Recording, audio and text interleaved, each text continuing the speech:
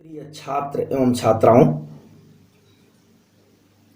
आज हम लोग चतुर्थ सेमेस्टर एमए की द्वितीय कक्षा में सम्मिलित हुए हैं।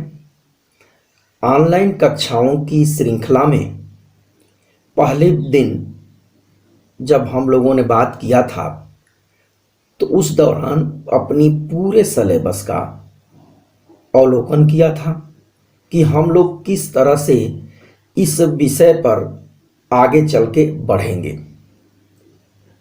जो सेकंड पेपर है फोर्थ सेम का, यह भारतीय संदर्भ में विकास का समाजशास्त्र, क्योंकि विकास की अवधारणा काफ़ी व्यापक है, ये परिवर्तन का ही एक स्वरूप है। तो आज हम सब आपका स्वागत एवं अभिनंदन करते हैं इस कक्षा में कि हम सब समय का सही सदुपयोग इस लॉकडाउन के दौरान कर रहे हैं। आप लोग, उम्मीद करता हूं कि घर में आप सब स्वस्थ होंगे। स्वास्थ्य पर विशेष ध्यान देने की ज़रूरत है। अब इसी क्रम में हम आज जो पहला यूनिट है, इसके बारे में हम लोगों ने पहले भी बात किया हुआ है, लेकिन आज इस पर 15 से 20 मिनट के अंदर हम अपनी बात यहाँ पर रखेंगे।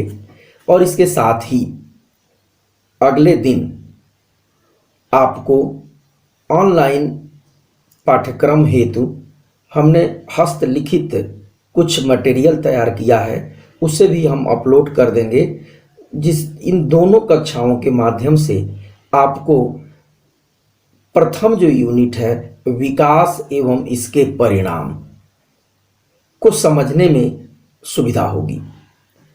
प्रिय छात्र छात्राओं, विकास के समाजशास्त्र की जो विषय वस्तु है वो थोड़ी दुरूह है। दुरूह इस कारण है कि इसके अंदर राजनैतिक, आर्थिक, सामाजिक, सांस्कृतिक पहलू एक दूसरे के साथ प्रभावित होता है। ऐसा बिल्कुल ही नहीं होता कि आर्थिक विकास किया जाए और केवल वो आर्थिक पक्ष को ही प्रभावित करे।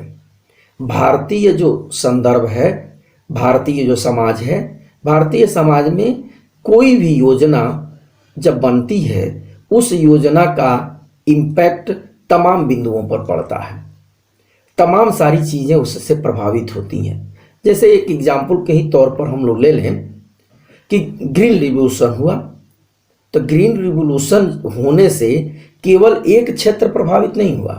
ग्रीन रिवॉल्यूशन होने से जो प्राथमिक क्षेत्र के जो उद्योग हैं वो काफ़ी अधिक तरीके से प्रभावित हुए। खेती का प्रक्रिया बदल गई, तो खेती की जब प्रक्रिया बदली तो उस कृषि कार्य में लगे हुए लोगों के बीच के संबंध भी बदल गए। तकनीक नई नई प्रयोग की जाने लगी, तो जब नई तकनीक का प्रयोग हुआ तो उससे उत्पादन के में बढ़ोतरी हुई। तो जब उत्पादन हुआ तो उसके लिए बाजार की ज़रूरत थी, क्योंकि अपने यहाँ शुरू से परंपरागत रूप से सेवा का रहा है, जीविकोपार्जन का महत्व रहा, बाजार का नहीं रहा। तो बाजार का नहीं रहा तो इसलिए क्या था, जजमानी व्यवस्था थी। तो जजमानी व्यवस्था में जातियाँ एक दूसरे को, कुछ जातियाँ जो मध्यम वर्गीय जातियाँ थीं वो सेवा का काम करती थी, और जो कुछ जातियां थीं वो सेवा लेती थीं। तो धन के रूप में उनको उनके श्रम की कीमत नहीं होती थी, वो वस्तु के रूप में थी। तो जब ये बदलाव हुआ तो विकास की प्रक्रिया पहले भी हम लोगों ने चर्चा कर रखी है कि यह पंचवर्षीय योजनाओं के माध्यम से अपने यहाँ लागू किया गया। तो जब पंचवर्षीय योजनाएं बनी तो पंचवर्षीय योजनाओं में बनने के बाद भारत में विकास की जो प्रक्रिया है वो प्रक्रिया नियोजित परिवर्तन की है। कुछ लक्ष्य निर्धारण और उस लक्ष्य को प्राप्त करने के लिए संसाधनों का को इकट्ठा करना, लक्ष्यों को तय करना, इनके बीच एक सामंजस्य रहा। तो यहाँ पर क्या स्थिति रही कि आर्थिक विकास के साथ साथ सामाजिक और राजनीतिक विकास की प्रक्रिया भी इसके साथ जुड़ी रही और प्रभावित होती रही। तो भारत में अर्थव्यवस्था कृषि से औद्योगिक की तरफ बदली। तो ये बदलने के पीछे में तो स्वाभाविक है कि सामाजिक संबंध और परंपरागत मूल्य मान्यताएं भी उसके साथ साथ बदलनी शुरू हुई। लोकतांत्रिक और व्यक्तिनिष्ठ बना अपना समाज। लोकतांत्रिक व्यवस्थाओं के आधार पर भारत का विकास का मॉडल जब तय हुआ तो यहाँ पर सहभागिता का रोल बढ़ गया। तो सहभागिता का रोल बढ़ने के कारण इसमें जाति तो अपने यहाँ थी, तो जाति होने के कारण कुछ जातियों का विकास की प्रक्रियाओं में योगदान था, कुछ का नहीं था। क्यों क्या था कि सामाजिक बहिष्कार था। लेकिन लोकतांत्रिक व्यवस्था ने इस सारी चीज़ों को बदला और सामाजिक दूरी कम हुई। तो सामाजिक दूरी कम होने के कारण विकास की प्रक्रिया अपने यहाँ तेज हो गई। अब तक प्रत्येक पंचवर्षीय योजनाओं के हिसाब से कई पंचवर्षीय योजनाएं अपने यहाँ लागू हो चुकी हैं और वो पूरी हो चुकी हैं, जिस पर हम लोग अलग से बात कर लेंगे कि कितनी पंचवर्षीय योजनाएं यहाँ पर बनी और उन पंचवर्षीय योजनाओं में किन किन उद्देश्यों को और लक्ष्यों को हम लोगों ने प्राप्त किया। यहाँ पर हम लोगों को एक साथ विकास और उसके जो सामाजिक परिणाम में वो इंडिकेटर्स क्या हैं, जिनको हम समझें कि इनके आधार पर ये जान सकें कि विकास किस दिशा में और कैसे हुआ है। तो पहली बात, जैसे तीन अवधारणाएं एक साथ जुड़ी हुई हैं। एक है इवोल्यूशन, उद्विकास, दूसरा है प्रगति और तीसरा है विकास। तो उद्विकास में क्या हुआ कि उद्विकास में धीरे धीरे सरल से जटिल की तरफ जाना, तो उसमें एक दिशा जरूर होगी और क्रमिक होगा, वो कंटिन्यूअस प्रोसेस है इवोल्यूशन में। और प्रोग्रेस के साथ में क्या जुड़ गया, प्रोग्रेस यानी प्रगति में अच्छाई का मूल्य जोड़ करके ही प्रगति की अवधारणा को समझा गया। लेकिन इसके विपरीत विकास में एक अपेक्षित दिशा में परिवर्तन के लिए किया जाने वाला कार्य हुआ। तो इस पर प्रोफेसर योगेंद्र सिंह ने एक परिभाषा यहाँ पर रखी है कि आविष्कारों और नवाचारों के द्वारा समाज में होने वाले नियोजित सामाजिक आर्थिक परिवर्तन को विकास के नाम से संबोधित किया जा सकता है। फिर से इसको एक बार हम लोग देख लें। आविष्कार और नवाचारों के द्वारा समाज में होने वाले नियोजित सामाजिक आर्थिक परिवर्तन, देखिए यहाँ पर दोनों चीजें हैं। एक तो नियोजन जब भी होगा तो दो प्रक्रियाएं एक साथ प्रभावित होंगी, एक वो सामाजिक और दूसरी आर्थिक। दोनों अलग अलग हो करके भारतीय संदर्भ में विकास के मॉडल को न कभी समझा गया है न समझने का प्रयास किया गया।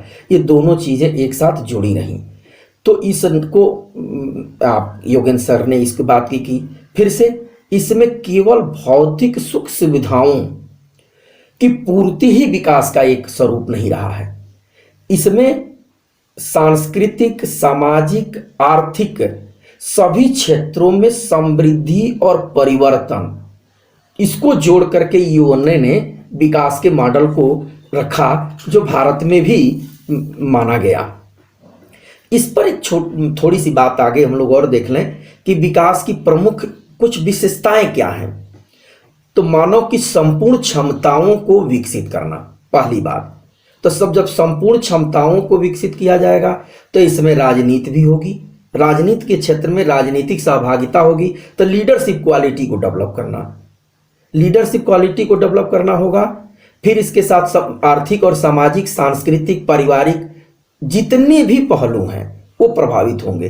तो टोटल जो अब इसीलिए आगे चल करके इस पर क्या हुआ, ह्यूमन रिसोर्स डेवलपमेंट की बात होने लगी कि मानव ही अपने आप में एक रिसोर्स है, तो इसका डेवलपमेंट कैसे किया जाए। और विकास एक सार्वभौमिक प्रक्रिया है। दूसरी इसकी विशेषता, विकास का मुख्य आधार आर्थिक अधिसंरचना है, इससे इनकार नहीं किया जा सकता।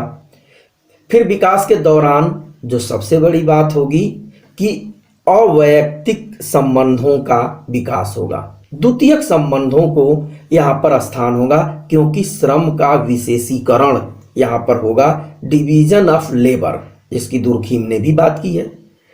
फिर से परंपरागत मूल्यों में परिवर्तन, तो कुछ विशेषताएं हैं जो नोट्स में भी आपको हम उपलब्ध कराएंगे, उसे आप देख लेंगे। विकास के लिए आवश्यक दशाएं क्या हैं? किसी भी देश में और किसी भी सोसाइटी में या किसी भी सेगमेंट में हम यदि विकास करना चाहते हैं या उसमें कुछ बदलाव करना चाहते हैं तो उसके लिए कुछ कंडीशंस होनी जरूरी हैं। तो भारतीय संदर्भ में इसके लिए धीरे धीरे निरंतर प्रयास करके उन कंडीशंस में या उन स्थितियों में बदलाव के लिए प्रयास किया गया।